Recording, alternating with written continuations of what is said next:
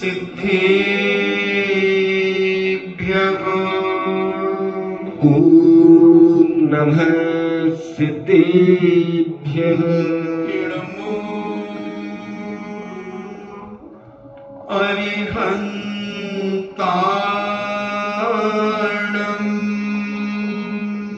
नमो अरिहन्ताणम् नमो सिद्धाणम् नमो सिद्धाणम् नमो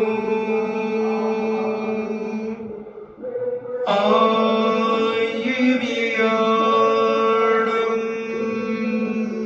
नमो आयर्याणम् नमो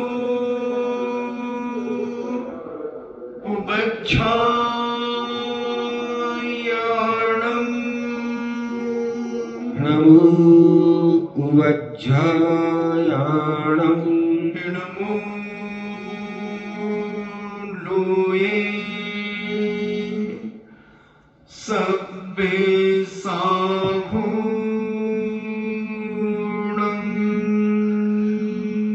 नमो लोये सव्वसाहूणम् पंच परमेष्टि भगवान की जय अहिंसामयी वीतराग विश्व धर्म की जय देवादिदेव 1008 श्री आदिनाथ भगवान की जय देवादिदेव 1008 शासन नायक देवादिदेव 1008 चिंतामणि घोर उपसर्ग विजेता श्री पार्श्वनाथ भगवान की जय देवादिदेव 1008 शासन नायक बाल ब्रह्मचारी भगवान महावीर स्वामी की जय परम पूजनीय आचार्य श्रोमणि गुरुवर श्री कुंद कुंद महामुनिराज की जय परम पूजनीय आचार्य श्रोमणि गुरुवर श्री विद्यासागर जी महामुनिराज की जय परम पूजनीय निर्यापक श्रवण मुनि श्री सुधा सागर जी महाराज की जय परम पूजनीय 3.9 करोड़ महामुनिराजों की जय तपोदय अतिशय क्षेत्र की जय परम पूज्य शिलक श्री गंभीर सागर जी महाराज की जय। चर्चा चल रही है विगत दिनों से पूज्य आचार्य परमेष्ठी के मूल गुणों की, क्योंकि जब तक हम ये परमेष्ठियों के मूल गुणों को नहीं समझेंगे तब तक उनके प्रति हमें बहुमान जागृत नहीं होगा। जब तक हम किसी के बारे में विशेष रूप से नहीं जानते तब तक उसके प्रति आस्था श्रद्धा विश्वास प्रतीति नहीं हो पाती। मोह हो जाता है, श्रद्धा अलग चीज है, मोह अलग चीज है। जैसे भोज मुनि श्री ने चांदखेड़ी के भगवान आदिनाथ की जो महिमा को गाया तो सारे भारत के लोगों के अंदर एक श्रद्धा अंदर से स्फुटित हुई।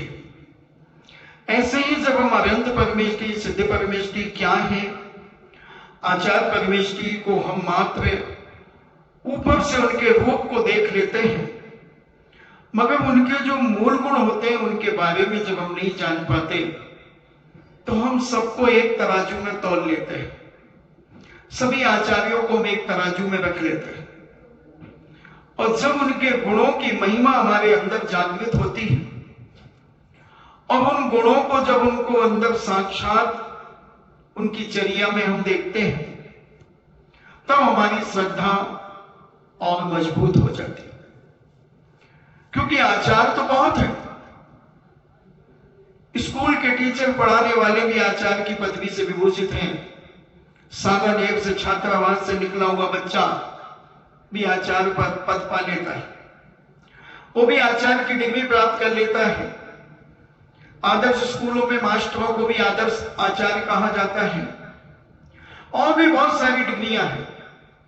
मगर इधर दिगंबराचार्यों की बात कही जा रही है तो उन दिगंबराचार्यों के पास जो 12 तप, 10 धर्म, 3 गुप्ती, 5 पंचाचार, 6 आवश्यक, ये 36 मूल गुण होते हैं और 28 तो होते ही हैं, क्योंकि आचार तब बनेंगे पहले मुनि बने। तो मुनि बनने वाले ही आचार्य बनते हैं, तो पहले उन्हें मुनि बनाया जाता है और फिर आचार्य पद मजबूरी में लिया जाता है। शौक से कभी कोई सच्चा मुनि आचार्य पद नहीं लेता, कभी शौक में नहीं लेता, उत्साह में नहीं लेता। वो गुरु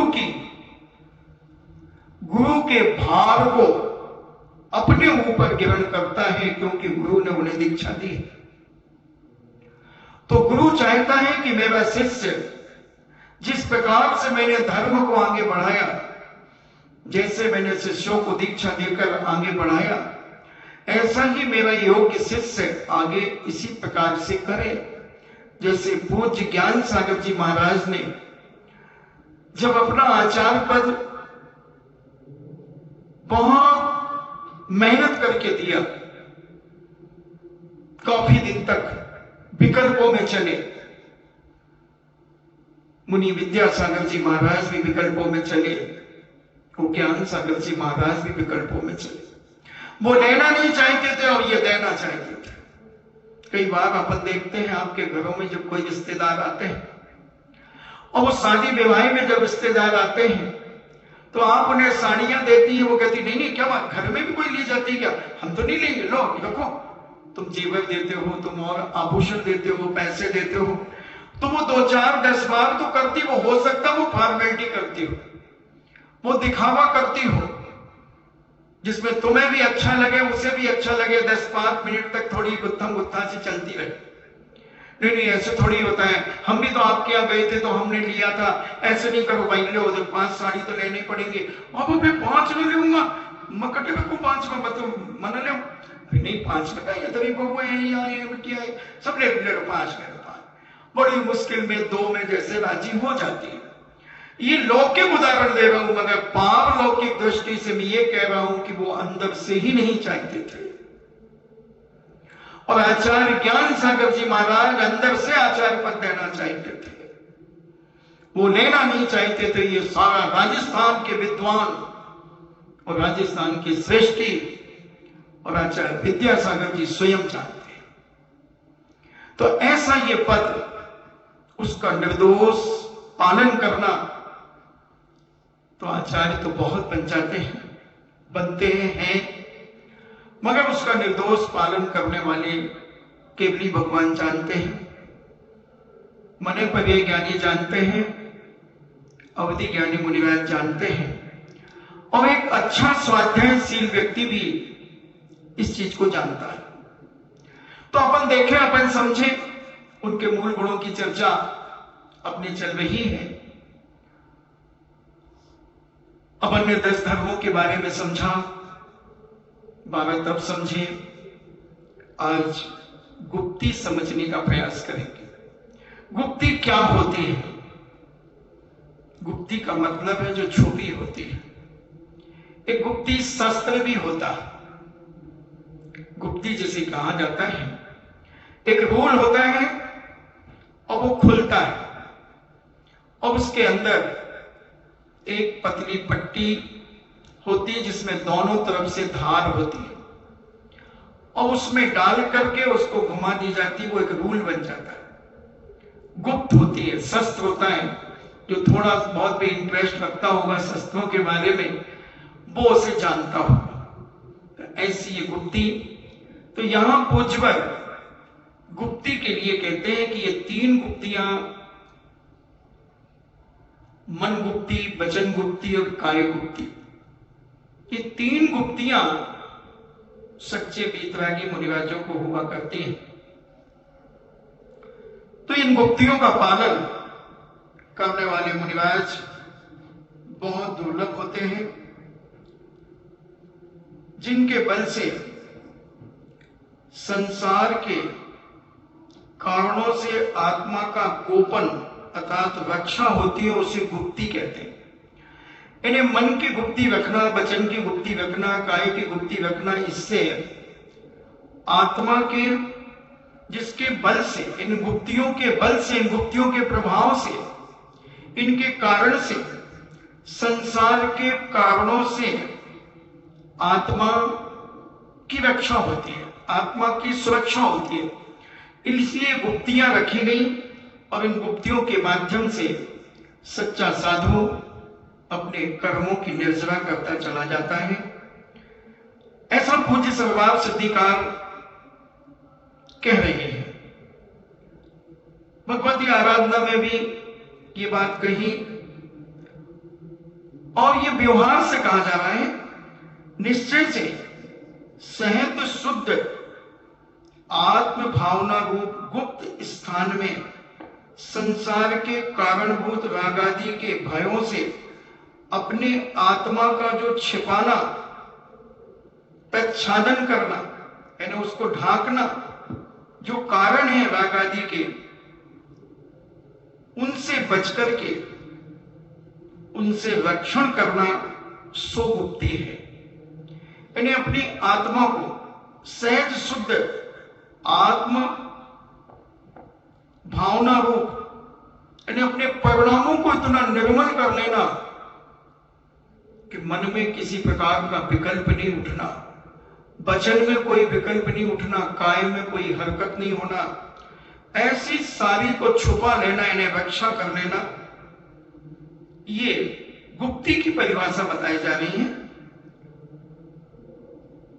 ज्ञानी जनों से आश्रित जो अप्रतिक्रमण होता है वह शुद्धात्मा के सम्यक श्रद्धान ज्ञान व अनुष्ठानीय लक्षण, जिसका ऐसी गुप्ती होती है। और भी मूलाचार आदि में सामान्य परिभाषा दी उन्होंने, मन वचन व काय को साबद्ध क्रियाओं से रोकना, इन्हें आरंभ सारंभ से रोकना, भागा दौड़ी करना, मन को भी रोकना, राग देश मन में उत्पन्न होते उनको रोकना, वचन से यदवा तदवा अशोभनीय शब्दों को कह देना जो एक त्यागी व्यक्ति के मुख से नहीं शोभा देते, वो वचन गुप्ती हो जाती है। काय के इस प्रकार की कोई यदवा तदवा हरकतें नहीं करना जिसके माध्यम से लोग निंदा करें, वही काय गुप्ती हो जाती है। तो ऐसे ज्ञानी जनों के आश्रित जो अप्रतिक्रमण होता है, इन्हें जो गलतियां हो जाती है, वह शुद्धात्मा के सम्यक श्रद्धान ज्ञान व अनुष्ठानीय ग्रहण, जिसका ऐसी गुप्ती होती है, और मन वचन काय को सावध क्रियाओं से रोकना गुप्ती है। गुप्ती की परिभाषा बताते जा रहे हैं। फिर गुप्ती के भेद भी कहेंगे कि गुप्ती के भेद क्या है। मन वचन काय से 3 योग पहले जो कहे, मन वचन काय योग, इनको योग कहते हैं। इनकी स्वच्छंद प्रवृत्ति को रोकना, इन्हें मन वचन काय को इधर उधर जो दौड़ता है उसको रोकना, उसका निग्रह करना, विषय सुख की अभिलाषा के लिए की जाने वाली प्रवृत्ति का निषेध करने के लिए सम्यक विशेषण दिया है। इस सम्यक विशेषण युक्त संक्लेश को नहीं उत्पन्न होने देना, ये योग निग्रह से काय आदि योगों का निरोध होना तन निमित्तक कर्म का आश्रय नहीं होता। इन्हें मन वचन काय को रोकना। तो ऐसे अनेक आचार्यों ने अपने अपने तरीके से गुप्तियों की परिभाषा कही। प्रवचन सार में भी कहते हैं, व्यवहार से मन वचन काय, इन तीनों योगों से गुप्त होना सुगुप्ती गुप्ती है। इन्हें तीनों को शांत कर लेना, और सरल भाषा में अपन समझे, मन को भी शांत कर लेना, वचन को भी शांत कर लेना और काय को भी शांत कर लेना। इन्हें किसी भी प्रकार के राग देश उत्पन्न नहीं करना ही गुप्ती है। अब इस गुप्ती के 3 भेद कहे, वही जो मैंने आपसे कहे, मन वचन काय के व्यवहार से बहिरंग साधन अर्थात धर्म अनुष्ठानों के अर्थ जो मन वचन काय की क्रियाओं को रोकना ही गुप्ती है। मिथ्या दर्शन आदि जो आत्मा के प्रतिपक्षी उनसे वृद्धत्व स्वरूप अपनी आत्मा को सुरक्षित रखने के लिए ख्याति लाभ आदि विषयों से स्पृहा न रखना सुगुप्ती है। मन में ख्याति लाभ पूजा का भी भाव नहीं होना चाहिए और अपने मन वचन काय को स्वच्छंदता से बचाना गुप्ती है। अब इनके तीन भेद जो गुप्ती के कहे, गुप्ती के राग द्वेष से मन परावृत होना, यह मनोगुप्ती का लक्षण है। इन्हें राग द्वेष से मन को बचाना, राग द्वेष की बातों से अपने मन को दूर रखना, तो वो मनोगुप्ती कहलाती है। ये उसका लक्षण है।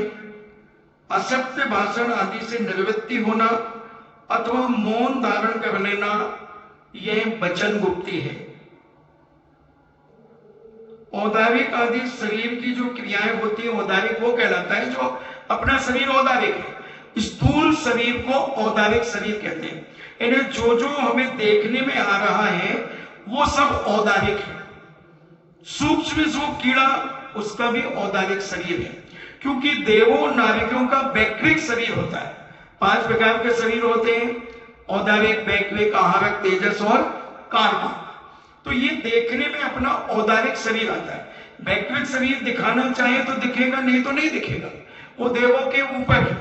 तो इसलिए औदारिक शरीर की जो क्रियाएं होती रहती हैं उनमें निवृत्त होना, यह काय गुप्ती का लक्षण है।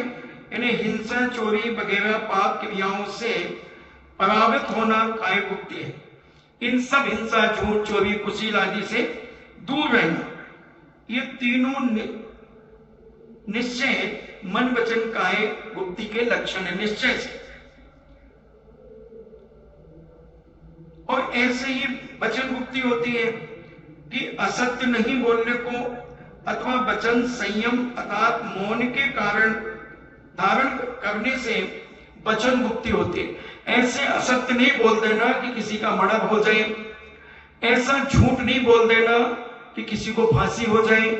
तो ऐसी इन सब चीजों से बचना, तो ये वचन गुप्ती कहलाती है। राग द्वेष से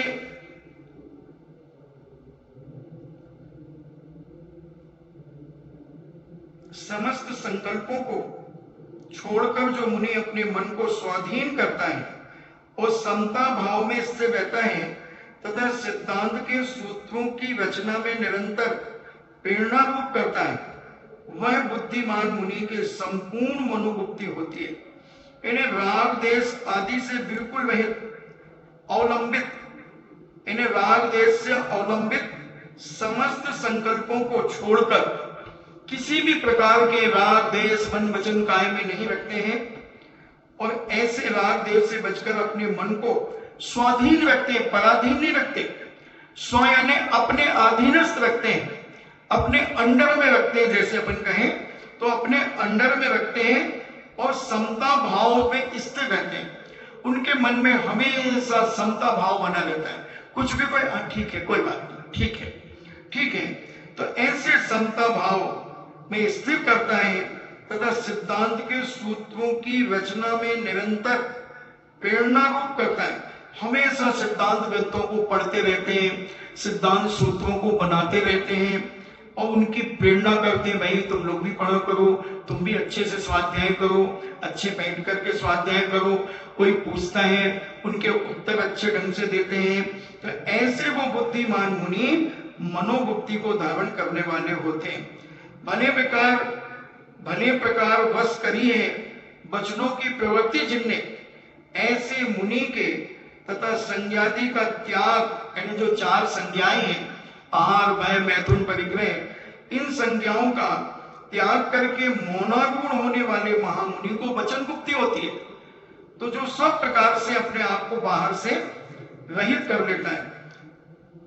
स्थिर क्रिया है शरीर जिसने, तथा परिक्रय आ जाने पर भी अपने पर्यंक आसन से स्थिर रहे किंतु डिगे नहीं, उन मुनि के काय गुप्ति होती है। जैसे मान लीजिए कोई मुनिराज ध्यान में बैठे हैं, अपने यशोदा मुनिराज को ले लें कि यशोदा मुनिराज ध्यान में बैठे थे और राजा के अंदर कसाई आई, राजा सैनिक के अंदर की ये चेलना का गुरु है और उन्होंने 500 शिकारी कुत्ते उनके ऊपर छोड़ दिए, मगर मुनिराज डिगे नहीं, अपने शरीर को चलायमान नहीं किया। जब उनने देखा कि इसने तो अपनी मंत्रों की शक्ति के द्वारा इन 500 शिकारी कुत्तों को कीलित कर दिया, अब उनके मन में और राग देश जागृत हो गया। फिर उसने एक बहुत बड़े अजगर को अपने तीरों के द्वारा मारकर उन मुनिराज के गले में डाल दिया। फिर भी मुनिराज हिले नहीं और बैठे रहे 7 दिन तक। सर्प डला रहा, चींटियां पूज्य मुनिराज को काटती रही, फिर भी मुनिराज हिले नहीं। और ये क्योंकि वो जानते थे अगर मैं हिला तो कितनी चींटी मर सकती है।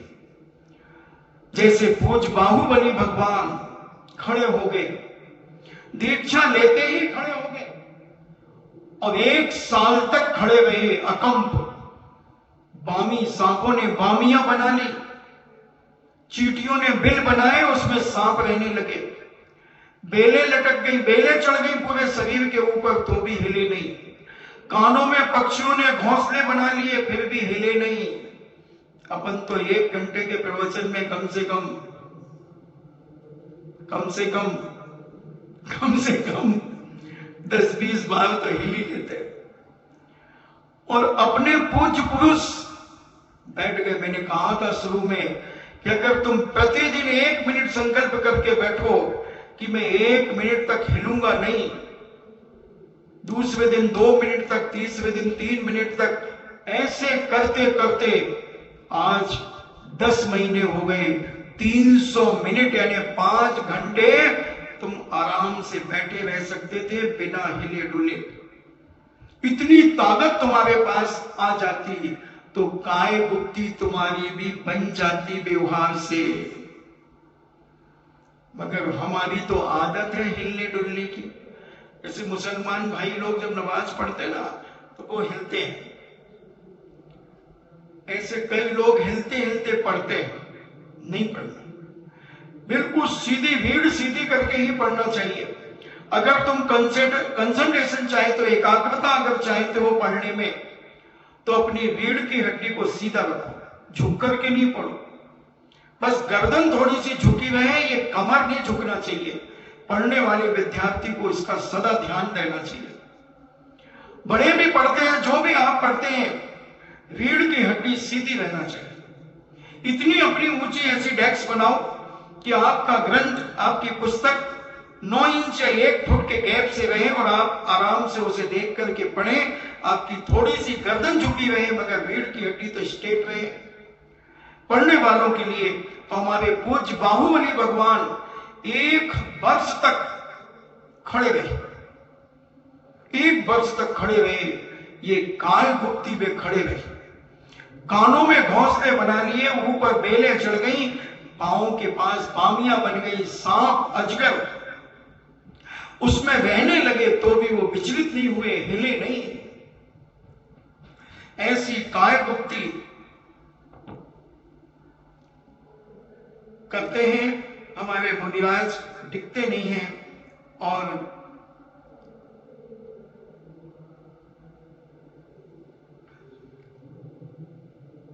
शकल मोह,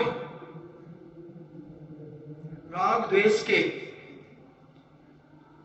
अभाव के कारण अखंड अरहंत परम चिद्रूप में, सम्यक रूप में अवस्थित रहना निश्चय मनोवृत्ति है। अखंड रूप में मन को विचलित नहीं करना, केवल एक अरहंत सकल मोह राग देश के अभाव के कारण अखंड अद्वैत परम चित रूप में सम्यक रूप से अवस्थित रहना, ये निश्चय मनोगुप्ति है। पूज्य नियम सार में कुनकुन स्वामी कहते हैं, हे शिष्य, तुम उसे अचलित मनोगुप्ति जान, समस्त असत्य भाषा का परिहार अथवा मौन व्रत सो वचन गुप्ति है। इस प्रकार निश्चय वचन गुप्ति का स्वरूप कहा। सर्वजनों को काय संबंधी बहुत क्रियाएं होती हैं, उनकी निवृत्ति जो कायोत्सर्ग के द्वारा की जाती है, कि शरीर से ऊपर उठ जाना, ऐसे कायोत्सर्ग में जो लीन हो जाते हैं वही काय मुक्ति है।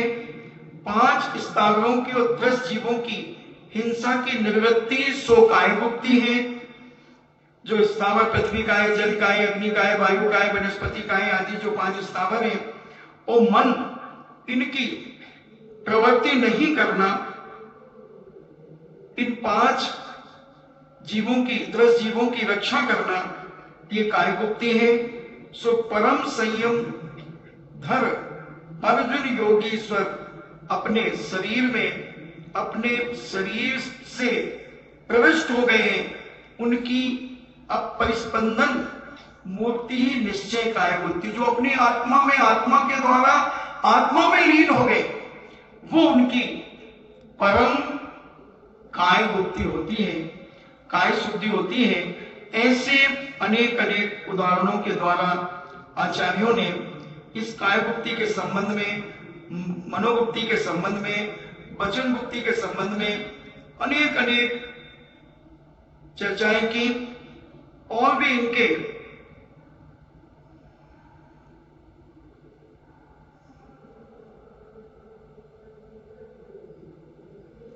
ऐसी गुप्तियां, इन पे प्रश्न आदि भी बहुत उठाए, और ये गुप्तियां का अभ्यास हम धीरे धीरे अपने जीवन में अगर करते रहे तो हमारा जीवन भी धीरे धीरे इस काय बल को प्राप्त कर सकता है, एकाग्रता को प्राप्त कर सकता है। आज बहुत सारे बच्चे आते हैं, हमारा मन नहीं लगता पढ़ने में, हमें थोड़ी देर में उठना पड़ता है, अनेक प्रकार की बातें बच्चे किया करते हैं।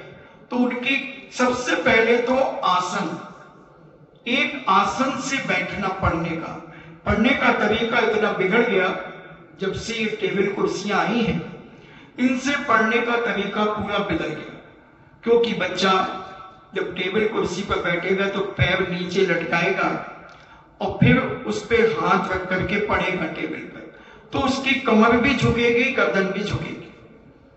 अगर टेबल कुर्सी पे पढ़ना ही है तो तुम्हारी कुर्सी इतनी ऊंची भी ना हो कि तुम्हारे पैर जमीन में टच ना हो, और जमीन में टच पैर होंगे तो पहले तो पैर लटका करके पढ़ना ही नहीं चाहिए, कुर्सी पे ही पालथी लगा करके बैठो। और नहीं तो परंपरा तो इसी पढ़ने की कि नीचे बढ़िया गलीचा बिछाएं, चटाई बिछाएं, दरी बिछाएं, और सामने एक चौकी रखें, डेस्क रखें, और उस पे बैठ करके पढ़ें। ये बहुमान था।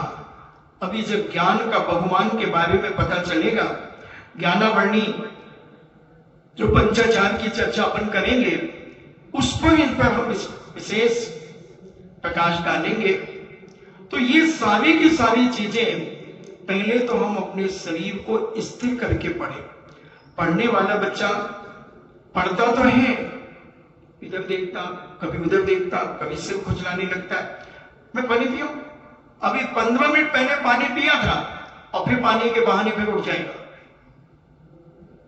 फिर उठ जाएगा 15 मिनट के बाद, इधर उधर देखेगा, कोई दोस्त बुला रहा, अभी आ रहा हूं मैं 10 मिनट में, मम्मी जल्दी पढ़ा दो। अरे क्यों पढ़ा दो जल्दी? हमने तो नहीं कहा था जल्दी खेलने से आ जाना, खेल के तो 2 घंटे खेला, अब 1 घंटा पढ़ेगा नहीं बैठ करके, तो मन चंचल हो जाता है। और मन चंचल होने का कारण है रीढ़ की हड्डी का सीधा नहीं होना। रीढ़ की हड्डी जितनी सीधी होगी उतनी एकाग्रता तुम्हारी मन लगा करके पढ़ने में होगी, और जितना तुम झुक करके पढ़ोगे उतना मन इधर उधर भटकेगा। इसलिए मन को साधने के लिए, शरीर को साधने के लिए, वचन को साधने के लिए सबसे पहले आसन कैसी होना चाहिए, ध्यान करने वालों को भी पूज्य ज्ञानार्णव ग्रंथराज के अंदर सुखचंद महाराज ने सबसे पहले आसन सिद्ध की बात कही कि जिस आसन से तुम एक बार बैठ गए उससे बैठे हो। फिर बाद में वेचक कुंभक आदि जो व्यवस्थाएं हैं ध्यान की वो सब बताई। सबसे पहले आसन सिद्ध, जिसको आसन सिद्ध नहीं है वो कभी ध्यान नहीं कर सकता, क्योंकि एकाग्रता बनते बनते तुम्हारी टांग में दर्द हो जाए, तुम टांग बदल लोगे, मन विचलित हो गया, मन में आ जाएगा दर्द हो रहा है, शून्य हो गया पैर, तो वचन गुप्ति भी गई, शरीर हिल गया, काय गुप्ति भी गई, और मन तो वैसे विचलित हो गया, एकाग्रता खत्म हो जाएगी। इसलिए जो भी आसन से आप बैठना चाहें, हमारे यहां किसी भी आसन से ध्यान कर सकते हो। 84 आसन है, किसी भी आसन से, सिद्ध आसन से, पद्मासन से, अर्ध पद्मासन से, कुक्कुट आसन से, शीर्ष आसन से, सौ आसन से, कितने प्रकार की आसन है। कैसे भी एक बार आसन लगा के बैठ जाओ बस, तब एकाग्रता बढ़ती है, तब हमारी काय गुप्ति बनती है और काय की शिथिलता होती है। ऐसे हमारे जैनाचार्य संत महंतों ने, अन्य दर्शनकारों ने भी आसन की बात कही, काय गुप्ति की बात तो सबने कही। भले उन्होंने आसन सिद्ध करने का नाम लिया हो, हमारे यहां शास्त्रों में काय गुप्ति है कि अपनी काय को स्थिर रखो, काय के बाद वाणी को स्थिर रखो कि वाणी से क्या बोलना क्या नहीं बोलना, ऐसे शब्दों का बोलना, ऐसे शब्द बोलना कि किसी को वो शब्द चुभ ना जाए, लग ना जाए किसी को, और आदमी इतना दुखी हो जाए उन शब्दों को सुनकर, इतना दुखी हो जाए कि वह स्वयं भी दुखी हो, जिसको सुनाए वो भी कहे अच्छा ऐसा, ओहो ओहो, तो उससे वचन स्थिर नहीं हो पाएंगे, मन स्थिर नहीं हो पाएगा। तो इनको स्थिर करने के लिए हमें राग देशों से बचना पड़ेगा। जितना आप राग देश कसायों से बचेंगे उतना आपका मन पवित्र होगा, मन उतना शुद्ध होगा, और मन जितना शुद्ध होगा उतनी आपकी वाणी शुद्ध होगी, आपके मुख से अच्छे वचन निकलेंगे। और जब वाणी से अच्छे वचन निकलेंगे तो आपके हाथ पैरों की हरकत भी गलत नहीं होगी, आपके हाथ पैर भी व्यवस्थित होंगे, कैसे उठना कैसे बैठना, ये सारा का सारा आपके मन में अपने आप प्रकट होता रहेगा। इसलिए जैनाचार्यों ने अनेक अनेक तरीके से समझाया इन गुप्तियों के बारे में। अब पंचाचार, 5 प्रकार का आचार, दर्शनाचार, ज्ञानाचार, चारित्राचार, तपाचार और वीर्याचार, ये 5 आचार होते हैं जो आचार परमेष्टि के मूल गुण में गर्भित होते हैं। और इन पंचाचार्यों को पूज्य आचार्य परमेष्टि स्वयं तो पालन करते ही हैं और अपने शिष्यों को भी पंचाचार का पालन कराते हैं। शिष्यों के इन्हें मुनि उपाध्याय के मूल गुणों में ये पंचाचार नहीं है, मगर उनको अभ्यास कराते हैं पंचाचार का। तो ऐसे पंचाचार, दर्शनाचार, तो जो सम्यक दर्शन के 8 अंग, हमने बहुत विस्तार से इन पर तुम्हें प्रवचन दिया था। निशांकित, निकांक्षित, निशांकित किसी भी प्रकार से देव शास्त्र गुरु पर शंका नहीं करना, इन्हें धर्म के ऊपर शंका नहीं करना। बीतरागी पंच परमेष्ठी मुनिराजों पर अरन सिद्धाचार्य उपाध्याय साधु जो बीतरागी है, जो शिथिलाचार से रहित हैं, उन पर शंका नहीं करना, जिनवाणी पर शंका नहीं करना। जिन्हें भगवान ने जो कहा है वह सत्य है।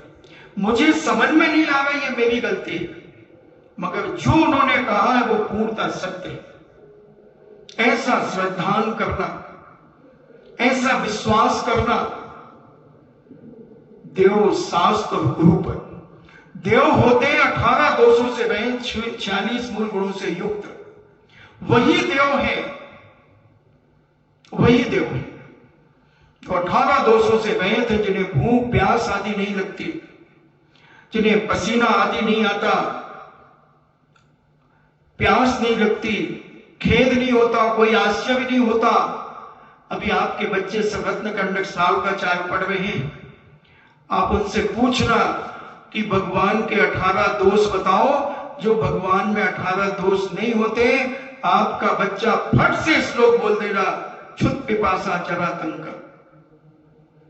उसका अर्थ पूछना और वो 18 दोष याद रखना। फिर जहां भी मस्तक झुकाओ, झुकाने के पहले देख लेना कि ये 18 दोष तो नहीं है भगवान को।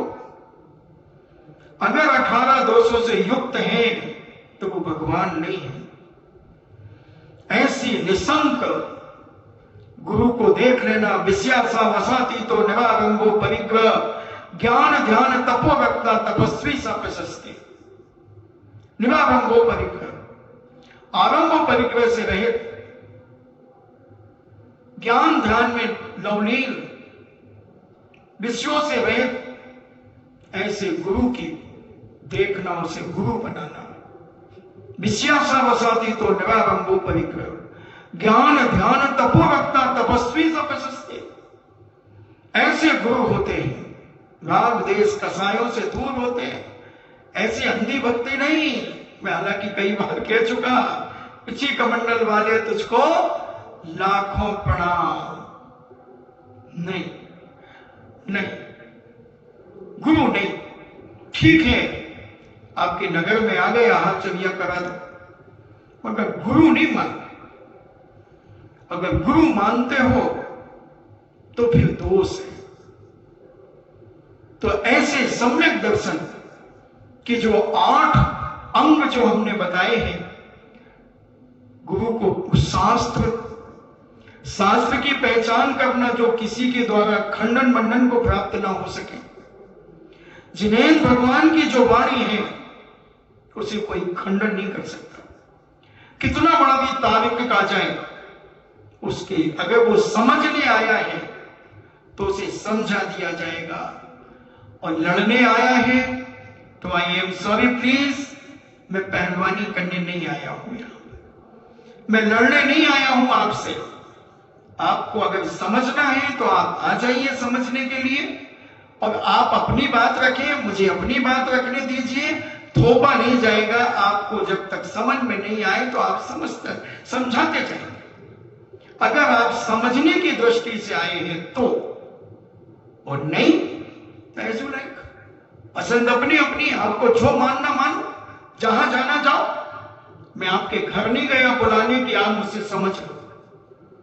आप मेरे पास आए हैं अपनी शंका लेकर के, तो उसका समाधान दिया जाएगा। और अगर आपको नहीं जमती, कोई बात नहीं। गर्मी है, अभी जमने में भी मुश्किल लगेगा। ठंड होती तो जम जाती। महाराज जी, हमारी आइसक्रीम तो जम जाती है, आप कैसी बात करते हो? आइसक्रीम तुम बीच में रख देते हो, बर्फ के बीच में रख देते हो, इसलिए वो जम जाती है। और हमारे पास ना फ्रिज है, ना एसी है, न कूलर है, न पंखा है, हमारे पास तो जिनवानी माता है। तो माता कहती, कोई बात नहीं बेटा, इस जन्म में नहीं जमेगी, अगले जन्म में जमेगी। जाएगा कहां? अगर भव्य है जैन कुल में जन्म लेगा जब भी, और इसे समझ में आएगी ये जिनवाणी अगर भव्य है तो रावण जैसा आदमी आज नरकों में पछता रहा और कह रहा है कि मैंने बहुत गलती की, मुझे ऐसा नहीं करना चाहिए था। मगर जब चिड़िया चुग गई खेत, अब पछताए होत क्या, चिड़िया तो चुग गई। अब फिर से बीज बोना, फिर से हल चलवाना, सफाई कराना, सारे डंठल आदि सब बिनवाना, और उसके बाद हल चलवाना, नहीं तो ट्रैक्टर में हल लगवा करके चलवाना, और फिर थोड़ा आकाश में देख लेना कि बारिश होगी कि नहीं, और फिर बीज फेंकना, तो ऐसा बाद में पछताना, जितनी ये मस्ताना होते हैं ये बाद में पछताते। रावण बहुत मस्ताना था और आज दिल देह के टुकड़े हो रहे। क्या दशा है बंधुओं, जितने आदमी सम्यक मार्ग जैन कुल में जन्म लेकर और सम्यक धर्म की जानते हुए भी उपेक्षा करते हैं, ऐसे जीवों की दुर्गति होती है। ये भले अपने आप को सम्यक दृष्टि कहें, मगर हो ही नहीं सकता। जो देव शास्त्रों पर श्रद्धा नहीं करता वो सम्यक दृष्टि नहीं हो सकता। वो कहे कि नहीं हम तो कुंद स्वामी को मानते हैं। अबे वर्तमान में किसे मानता है? तेरी दृष्टि में कोई साधु है कि नहीं वर्तमान में? 1500-1600 पीछीधारी हैं, किसे तू निर्दोष मानता है? और अगर नहीं मानता है तो कुंद स्वामी को भी तू नहीं मानता, क्योंकि कुंद स्वामी भी इसी पंचम काल में हुए। और कुंद स्वामी स्वयं लिख रहे हैं कि इस पंचम काल में आज भी भावलिंगी मुनि होंगे जो इंद्र पद को प्राप्त करेंगे, लोकांतिक पद को प्राप्त करेंगे। तो तुम कुंद स्वामी की वाणी को झूठा मान रहे हो, और जो वाणी को झूठा मान रहा है, कुंद स्वामी कहते जिनेंद्र बणिनम, जिनेंद्र भगवान ने जो कहा है वो मैं कह रहा हूं। और जिनेंद्र भगवान की वाणी कुंद स्वामी एक स्पीकर बन के कह रहे हैं, साउंड बन करके कह रहे हैं, वो अपने मन से नहीं कह रहे हैं। और जो उनकी बात को ठुकरा रहा है वो नियम से मिथ्या दृष्टि ही है, एकांत पक्षी है, शांतिवादी है, वो सम्यक दृष्टि हो ही नहीं सकता। खोजो, मैं ये नहीं कह रहा हूं कि सारे मुनि सही है, मैं ये नहीं कह रहा हूं, मैं शिथिलाचार का समर्थन नहीं कर रहा हूं। तुम थर्मामीटर लेकर के दौड़ो, ढूंढो, कुआं नहीं आएगा प्यासे के पास, कुएं के पास तुम्हें जाना पड़ेगा। तुम खोजो कि आज गुरु कहां है, क्योंकि कुंद स्वामी ने कहा है कि आज भी पंचम काल में भावलिंगी मुनिराज होंगे, 28 मूल गुणों का निर्दोष पालन करने वाले मुनिराज होंगे। तुम खोजो। तो ऐसा निशांकित, किसी भी प्रकार की शंका नहीं करना। जिन वच में शंका न धार, छड़लाकार कहते हैं पंडित दौलत राम जी कि जिनेंद्र भगवान के वचनों में किसी भी प्रकार से शंका मत डालो। देव शास्त्र गुरु की पहचान करो, गुरु की पहचान करो, देव की पहचान करो। 18 दोषों से रहे थे। हमारा जैन दर्शन नाम का उपासक नहीं है, चाहे वो ब्रह्मा हो, विष्णु हो, महेश हो, शंकर हो, राम हो, रावण हो, नानक हो, कोई भी हो, हमें इससे कोई मतलब नहीं। हमने तो एक थर्मामीटर बनाया है कि जिसके पास 18 दोष नहीं है वो मेरा भगवान अल्लाह हो, हमें कोई फर्क नहीं पड़ता। नाम कुछ भी हो सकता है। अब कितने सारे लोगों के रामचंद्र हैं। और छोड़ो दुनिया की बातें। गरिमा के पिताजी का नाम महावीर,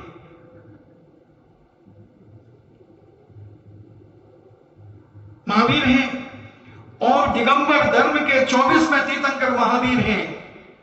अगर हम नाम के उपासक होते तो मैं तो महावीर को पकड़ करके वेदी में बिठाता कि यही है मेरा महावीर। तो कहता नहीं नहीं मैं नहीं हूं। अरे कैसे नहीं, हमारे यहां महावीर नाम के 24वें तीर्थंकर है, यही है। बिचौलिए में आ गए, वाह या अल्लाह। मगर इसलिए मैंने कहा कि हम नाम के उपासक नहीं हैं, हम गुणों के उपासक हैं। जो 18 दोषों से रहित हैं, 46 गुणों से मंडित हैं, वो हमारे भगवान हैं। चाहे वो कोई भी हो, ब्रह्मा हो, विष्णु हो, महेश हो, शंकर हो, राम हो, रावण हो, हनुमान हो, कोई भी हो। इसलिए देव शास्त्र गुरु प्रभु पर विश्वास करना, श्रद्धा रखना, ये निशांकित अंग है। निकांक्षित यानी इच्छा नहीं करना। हम धर्म करें और धर्म से संसार की चीजों की इच्छा ना करें। अनंतमती का उदाहरण 8-10 दिन तक हमने एक एक अंग को तुम्हें समझाया था। ज्यादा अब समझाने की जरूरत नहीं तो अजीवन हो जाएगा। फिर हवा बाण हर डे खाना पड़ेगी, गैस बनेगी। तो इसलिए क्योंकि प्रॉब्लम होती, जब गरिष्ठ हो जाता है भोजन तो कभी सिर दर्द होता, तो कभी कमर में दर्द होता, कभी पेट में दर्द होता, कभी पैरों में दर्द होता, अनेक अनेक जगह दर्द होता है। तो फिर या तो हींग लगाओ दूध में मल करके पेट में, नाभि में, या फिर बेल का रस पियो तो पेट साफ होए, और पेट साफ होए तो पट पड़ा करके सब साफ हो जाए। हाँ, तो ऐसा ज्यादा भी जब खिला दो तो गरिष्ठता तो आती है। ऐसे ही ज्यादा समझा दो तो भी शायद गरिष्ठता आ जाए। तो ऐसे दर्शनाचार की अपन चर्चा कर रहे हैं कि दर्शनाचार तो निशांकित, निकांक्षित, निर्विचिकित्सा इच्छा। पहले तो निकांक्षित कर ले कि धर्म की क्रिया से कभी इच्छा मत करना कि मैं भगवान का अभिषेक करूंगा तो मुझे ये मिलेगा, मिलेगा ही मिलेगा। ऐसा दुनिया में आज तक नहीं हुआ कि तुमने पुण्य की क्रिया की हो और उसका फल तुम्हें ना मिला।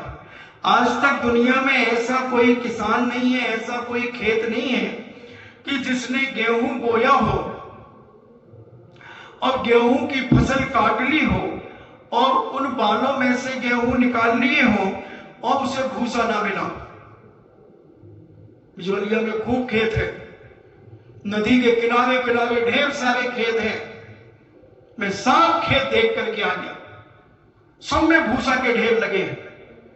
तो मैंने विश्वास कर लिया कि जब गेहूं कोई बोता है और उसकी फसल काटता है, फसल कटने के बाद जब गेहूं बनाता है तो उसमें से भूसा निकलता है, डंठल निकलते हैं, चाहे वो सरसों हो, चाहे वो गेहूं हो। इन सब में उसी प्रकार जो भी सच्चे मन से देव शास्त्रों की भक्ति करेगा उसे पुण्य का बंध होगा ही होगा। असंभव असंभव असंभव हो ही नहीं सकता कि उसे फायदा ना हो। बस हमारा धर्म, हमारे भगवान, हमारे गुरु, हमारी जिनवाणी कह करके नहीं आती कि तुमने वो अभिषेक किया था इसलिए उसका ये फायदा होगा। उल्हायना देने नहीं आती। काश अगर उल्हायना देना शुरू हो जाए तो अभिषेक पूजन करने वाले इतने बढ़ जाए कि पैर रखने के लिए जगह ना हो। ऐसे स्वार्थियों से धर्म नहीं कराता हमारा जैन दर्शन। वो कहता है तुम कर्तव्य मानो, तुम जिनेंद्र के कुल में जन्म लिया है, तुम्हारा कर्तव्य है कि मैं जिनेंद्र भगवान का अभिषेक और पूजन करना हमारा प्रथम कर्तव्य है। निकांक्ष, किसी प्रकार की आकांक्षा, इच्छा न करना। तीसरा, निर्विचिकित्सा, किसी बीमार को, किसी दुखी को, किसी परेशान को देख करके गिलानी नहीं करना, घृणा नहीं करना, उसका मजाक नहीं उड़ाना, उसको परेशान नहीं करना। ये निर्विचिकित्सा। किसी को कोढ़ हो गया, उसके शरीर से बदबू आ रही है, नाक नहीं सुकोड़ना, गिलानी से मत भरना, दुर्गंधा ने यही तो किया था। आप सुगंध दशमी का व्रत करते हैं, उसकी कथा आपको मालूम होगी, थोड़ी सी अभी प्रासंगिक आ गई तो मैं बता दूं। एक मुनिराज राजमहल से जा रहे थे नीचे से, और उनके शरीर में मल परिचय जीत रहे थे, शरीर मैला था, और रानी अपने झरोके में से देखती है, उसने मुनिराज के ऊपर पान का पीक थूक दिया, पीक थूक दिया और कहा, ऐसे नंगे सूगले क्यों निकलते हैं यहां से। बस इतना कहा और कुछ क्षणों के बाद उसके शरीर में कोढ़ हो गया। ऐसा बदबूदार कोढ़ हुआ, ऐसा बदबूदार कोढ़ कि उसे कोई भी पसंद न करे, राजा भी ने स्वीकार नहीं किया, और वह उस दुख और वेदना के कारण मरण को प्राप्त हुआ। रानी थी, रानी मर करके गधी हुई, सूकरी हुई, कुकरी हुई, अनेक अनेक ऐसी निकृष्ट पर्यायों में जन्म लेने के बाद पुनः पुत्री हुई, मगर शरीर से इतनी दुर्गंध कि माता पिता ने जन्म से ही उसे घर के बाहर एक वृक्ष के नीचे लिटा दिया। इतनी दुर्गंध। जब धीरे धीरे बड़ी हुई, वही मुनिराज जिनके ऊपर पान का पीक थूका था, वो जब वहां से निकले तो वो उन्हें देख करके उसे कुछ जाति स्मरण सा हुआ कि चलो इनसे पूछे। उसने निवेदन किया कि महाराज, मेरे कौन से पाप के कारण मेरे शरीर से बदबू आती है। आज भी बहुत सारे लोगों के शरीर से बदबू आती है, तुम डाल लो कितना नाइसिल पाउडर डालते हो, क्या होने वाला, थोड़ी देर के बाद फिर बदबू आने लगती है। नियम से तुमने पूर्व जन्म में दूसरों से घृणा की होगी, इस जन्म में की हो, कर्म का फल तो अभी भी मिल जाता है। किसी दीन दुखी को देखकर, उसको देखकर तुमने मुंह सुकोड़ा होगा, नाक बंद की होगी, उपेक्षा की होगी उसकी, या पूर्व जन्म में किया हो, कभी ना कभी किया होगा, जब भी तुम्हारे शरीर से बदबू आ रही है। थोड़ी देर के लिए किया होगा, फिर समझ गए होगे, फिर अरे क्या करें हम, क्या कर सकते हो, उसके कर्म का उदय, ऐसी बदबू आ रही, हम तो कितने पापी। तुमने अपनी निंदा कर ली होगी, प्रतिक्रमण कर लिया होगा, क्षमा याचना कर ली होगी, गुरुओं से प्रायश्चित ले लिया होगा, मगर वो जो कर्म बंध गया, वो कर्म जो थोड़ा सा रह गया, उसके कारण तुम्हारे शरीर से बदबू आने लगी। गिलानी मत करना, कभी किसी को देख करके गिलानी मत करना, घृणा मत करना, उपेक्षा मत करना, हो सके तो सेवा करना, हो सके तो सेवा करना। एक सुनाया था शायद मैंने कि एक नित्यांगना थी, और नगर की नित्यांगना बिल्कुल युवा, सर्वांग सुंदर, बड़े बड़े सेठ साहूकार, राजा महाराजा के राजकुमार उसके कोठे में पड़े रहते, और वो जो चाहे उसके चरणों में समर्पित कर देते। सोने का पीकदान था उस नित्यांगना के पास, सोने का पीकदान, कुर्सी सोने की थी जिसपे वो व्यक्ति थे, और बड़े बड़े साहूकार सेठ का लकड़ी के फर्नीचर पे बैठते थे। ऐसी राजरानी बनकर के बैठती थी, और सबसे घृणा करती थी। अपने रूप का अहंकार था, अपने रूप का मद था। एक बार वह अपने बालकनी में खड़ी थी, वहां से एक साधु निकलता है, और साधु जवान था, शरीर से सुंदर था, वह नित्यांगना उस साधु को देख करके प्रभावित हो गई और साधु को बुलाया। साधु ने कहा, देखते हैं क्या करती है। और साधु जब उनके दरवाजे पर पहुंचा, बड़ा भारी महल था, वो ऊपर से नीचे उतर के आई और साधु से कहती है, आओ ऊपर आओ। साधु के अनुमान था। साधु ने एक नजर देखा और कहा, अभी नहीं, फिर कभी, फिर कभी। बोले नहीं अभी, बोले फिर कभी। और साधु चला गया। नित्यांगना मानसिक दुखी हो गई। बहुत सारे लोग जो प्रतिदिन उसके पास आते थे, वो सब आए, मगर वो प्रसन्न नहीं हुई। अब उसी रात उसके शरीर में कोढ़ हो गया, बदबू मारने लगा। सारे सेठ, साहूकार, राजकुमार, जिसके हाथ में जो आया वो धीरे धीरे लेके जाने लगे। उन्हीं ने दिया था, सब ले गए।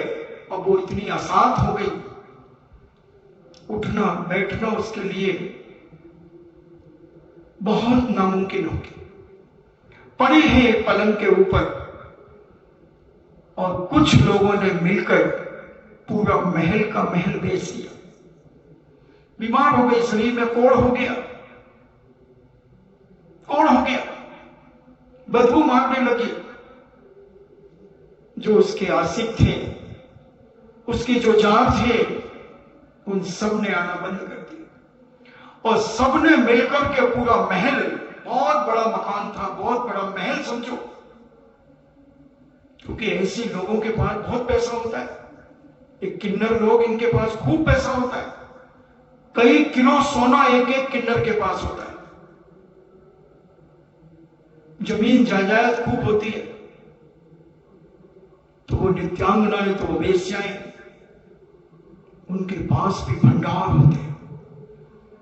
बेच दिया लोगों ने, और जब जिसने खरीद लिया उसके गुंडे बदमाश आए, चल यहां से उठ।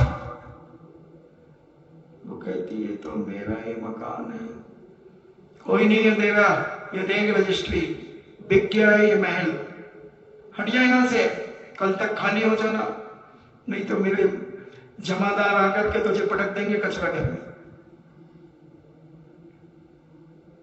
रूप का मद कहां गया, जवानी का नशा कहां चला गया। जब पाप का उदय आता है बंधुओं, कोई बचाने नहीं आता। अगर तुमने किसी को बचाया है, तुमने किसी की सहायता की है, तो तुम्हें कोई सहायता करने आ जाएगा, और अगर नहीं की है तो तुम तड़पते रहना, तुम्हें कोई देखने भी नहीं आएगा। बहन बनाना भैया सबसे बड़ा भैया, सुन लो मेरे भैया, सुन लो। और उस वेश्या को दूसरे दिन उसका खाट पे पड़ी थी, कहां गई वो सोने की कुर्सी, सोने का पलंग कहां गया, सब ले गए और कचरा घर के पास उस पलंग को पटक दिया। साधु निकला, साधु देखता है, ओहो ये वही वेश्या है, वही लड़का है। साधु ने कहा, मैं आ गया, मैं आ गया। आप उस समय बुला रहे थे ना, मैंने कहा अभी नहीं, कभी फिर, अब आया हूं, अब तुम्हें मेरी जरूरत है। वेश्या कहती है, अब क्या है मेरे पास, न शरीर है, न सारे ठाट बाट हैं, बस एक सड़ी हुई काया जिसमें से बदबू आ रही है। अब क्यों आए, साधु कहता है, मैंने कहा था ना, अभी नहीं फिर कभी, अब अभी तुम्हें जरूरत है। और उस साधु ने उस वेश्या की सेवा की, घृणा नहीं किया, उससे उपचार किया, उसकी सफाई की, पट्टियां की, उसका मल साफ किया, पीप साफ की, खून साफ किया और जी भर के उसने सेवा की। धीरे धीरे उसे अपनी गिलानी हुई, साधु ने उसे संबोधन भी दिया, श्रद्धा भी बढ़ाई, आस्था भी बढ़ाई, विश्वास भी बढ़ाया, प्रीति भी की, सब कुछ किया। उसकी गिलानी से भर गई वो अपने आप से, और साधु आनंद से भर गया कि मेरी सेवा से इसके अंदर जागृति आ रही है, इसमें स्फूर्ति आ रही है, इसकी बीमारी ठीक हो रही है। अब धीरे धीरे साधु ने 6-8 महीने में पूर्ण स्वस्थ कर दिया, पूर्ण स्वस्थ कर दिया। उस वेश्या को अपने महल की तरफ देखती है तो वहां होटल बनी थी। साधु से कहती है, काश अगर तुम पहले आते तो ये महल अपना था। साधु कहता, पहले मुझे जरूरत ही नहीं थी तुम्हारी, जरूरत नहीं थी। जब मैंने जरूरत समझी, जब आया, तुमने मेरी बहुत सेवा की, मुझे भी साध्वी बना लो, मुझे भी साध्वी बना लो। उसने कहा, चलो मेरे गुरु के पास चलो, और मेरे गुरु की बहुत सारी गणियां, उनकी शिष्याएं हैं, उनके पास तुम्हें छोड़ देता हूं, और वो गणनियां जो तुम्हें गणेंगी, जैसा तुम्हारा रूप निखारेंगी, तुम वहां जीवन जियो। क्योंकि हम साधु लोग अपने साथ साध्वियों को नहीं रखते, साध्वियों को नहीं रखते। कहीं घी और अग्नि कब पिघल जाए कुछ नहीं कहा जा सकता। अग्नि के पास घी जाएगा या घी के पास अग्नि जाएगी, पिघलेगी घी, पिघलेगा घी, पिघलेगा घी। इसलिए मुझे बहुत डर रहता है, बहुत डर रहता है कि कहीं घी और अग्नि एक साथ न रख दिए जाए। चाहे तुम धर्म के नाम पर रखो, चाहे तुम स्कूल के नाम पे रखो, कल या परसों मैंने कहा था, किसी भी नाम पे रखो, कब पिघल जाए मैं नहीं कह सकता। बहुत बड़े बड़े लोग पिघल जाते हैं। फिर तो बच्चों की बात, बच्चे तो भोले होते हैं, वो क्या जाने, अभी कच्ची कली होती है, उन कली को कोई भी तोड़ सकता, कोई भी मसल सकता है, बेचारी क्या करेगी। इसलिए घी और अग्नि सदा दूर रहना चाहिए। भले मैं तो कहता हूं तुम्हारी बेटी अनपढ़ रह जाए कोई फर्क नहीं पड़ता, कम पढ़ी लिखी रह जाए कोई का फर्क नहीं पड़ता, मगर चरित्र से पवित्र रहेगी तो सोने में सुहागा रहेगा। चरित्र ही सबसे बड़ी पूंजी है। जैसे फूलों से इत्र बनता है, वैसे ही पवित्रता से चरित्र बनता है, और चरित्र की खुशबू ही सारी दुनिया में फैलती है, जैसे विशल्या का उदाहरण दिया था। इसलिए गिलानी मत करो, अपने आप को सुरक्षित करो, अपने बच्चों को सुरक्षित करो और अपने परिवार को सुरक्षित करो। आपका समय हुआ और साधु ने उससे गिलानी ना करके ऐसी सेवा की और ऐसी सेवा की, ऐसी सेवा की कि उसको साध्वी बना दिया। कहां एक वेश्या, कहां एक दुराचारणी, कहां एक चरित्रहीनता की शिखर पर चढ़ने वाली को नीचे उतारकर सदमार्ग के जीने पे चढ़ा दिया, सदमार्ग के जीने पे चढ़ा दिया। इसलिए किसी गिरे व्यक्ति से गिलानी ना करके उसे संभालने का प्रयास करें, उसे उठाने का प्रयास करें, उसे सद्भाग में लगाने का प्रयास करें। हालांकि यह स्थिति वो गुण अंग में ये चीजें आती, मगर गिलानी कोई बात नहीं। कबाड़ी ठहरे अपन तो कोई भी बटन दबा देंगे तो फिर कहीं निकल आए। और वह गिलानी को जीता उस साधु ने, और उस गलित व्यक्ति को पवित्र बनाया उस साधु ने।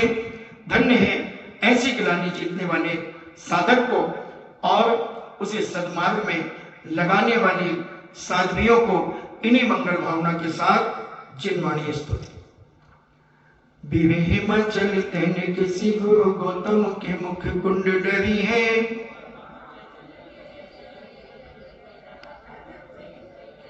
ज्ञान पयो निधि माही बली बहु भंग तरंगन सौचेरी है।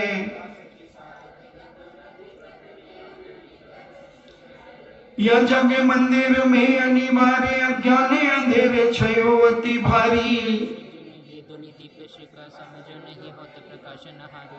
तो किसे भांति पदारथ पाति कहाने हिते वे हिते अभिचारी।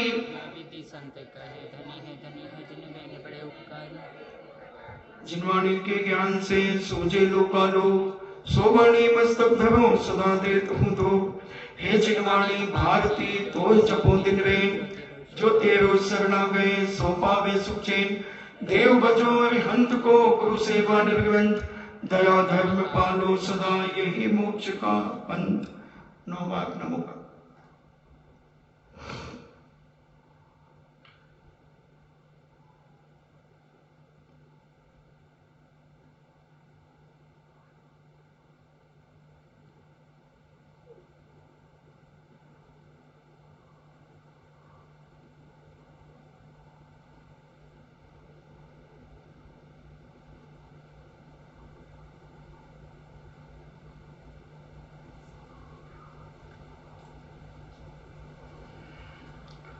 परम पूज्य द्वादशाम जिनवाणी माता की। सुत देवता सुत देवता सुत देवता जैनम जेतु शासनम, जैनम जेतु शासनम, जैनम जेतु शासनम।